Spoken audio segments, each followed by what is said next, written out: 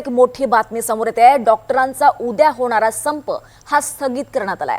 हायकोर्टाने दखल घेतल्यानंतर आता आयएमए कडून या संपाला स्थगिती देण्यात आली आहे। प्रसिद्धी पत्रक काढत संप स्थगित केल्याची माहिती देण्यात आली आहे। मात्र जर मागण्या मान्य झाल्या नाही तर 9 ऑगस्ट पासून बेमुदत आंदोलनाचा इशारा देण्यात आलाय। शिंदे सेनेचे नगरसेवक रमेश म्हात्रेनं रुग्णालयात कर्मचाऱ्यांवर हल्ला केला आणि याच हल्ल्याच्या निषेधार्थ राज्यभरातल्या रुग्णालयांमधली ओपीडी 24 तासांसाठी बंद ठेवण्याचा निर्णय घेण्यात आला होता। अधिक माहिती घेऊयात आमचे प्रतिनिधी यशपाल सोनकांबळे यांच्याकडून। यशपाल, आपण पाहतोय उद्याचा होणारा संप डॉक्टरांनी स्थगित केलेला आहे, काय नेमकं कारण दिलेलं आहे?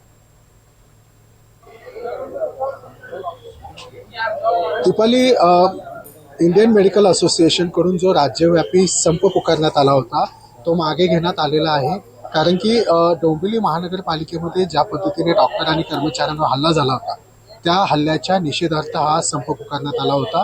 परंतु रमेश म्हात्रे याला आता अटक झाली आहे, परंतु त्यांना जामीन देखील मंजूर होत नाहीये।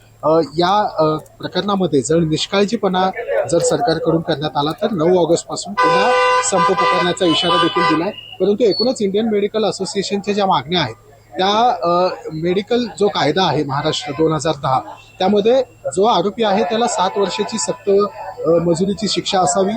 फास्ट ट्रॅकवर हा कोर्ट केस खटला चालवला जावा।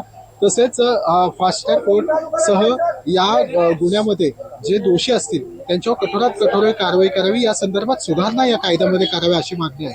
ही जर मागणी पूर्ण झाली नाही तर 9 ऑगस्ट पासून पुन्हा एकदा महाराष्ट्रामध्ये याच विषयावर संप पुकारण्याचा इशारा दिलाय। तुर्तास नागरिकांना दिलासा मिळालाय। आयएमए करून हा संप आता रद्द करण्यात आलेला आहे। निश्चितच यशपाल, त्यामुळे सामान्य नागरिकांसाठी थोडासा हा दिलासा म्हणावा लागेल। धन्यवाद या सगळ्या सविस्तर माहितीसाठी।